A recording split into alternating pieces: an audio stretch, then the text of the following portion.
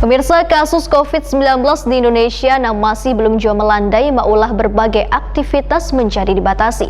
Hingga proses belajar mengajar di sekolah pun terpaksa ditutup hampir setahun. Sehingga menimbulkan sebagian kekanakan menggunakan waktu kesehariannya dengan turun ke jalanan mencari nafkah demi membantu kebutuhan keluarganya di rumah. Pemirsa, kita saksikan kabar lengkapnya. Kasus COVID-19 di Indonesia yang masih belum jauh melandai, maulah berbagai aktivitas menjadi dibatasi hingga proses belajar mengajar di sekolah pun terpaksa ditutup hampir setahun.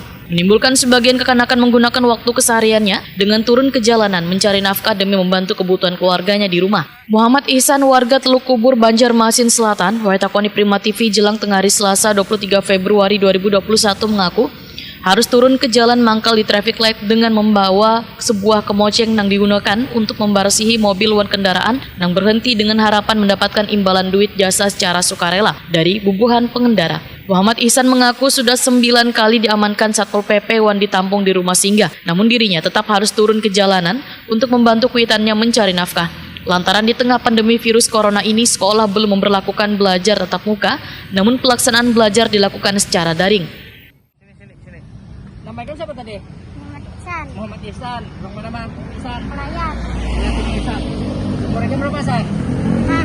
Umur 11 tahun. Rancak pas di sini kan, rancak satu dari sini. Nah, apa di sini? Oh, mana? Anu tuh penjual buku. Jual buku, soalnya sebagai murid takas lah. Ya. Nah, kenapa misalnya Bon Satpol PP datang tuh Bon Pian bukahan tuh kenapa? Karena ditangkapnya ada anak itu. Nah, di mana ada? Muhammad Ihsan bersama kekawanannya biasanya mangkal di perempatan jalan mulai pukul 9 hingga 14 WITA. Hasil yang didapatnya berkisar 50.000 seharinya. Muhammad Ihsan adalah anak kedua, mamanya begawi sebagai penjual es di rumah, sedangkan abahnya wan kakaknya sebagai juru parkir.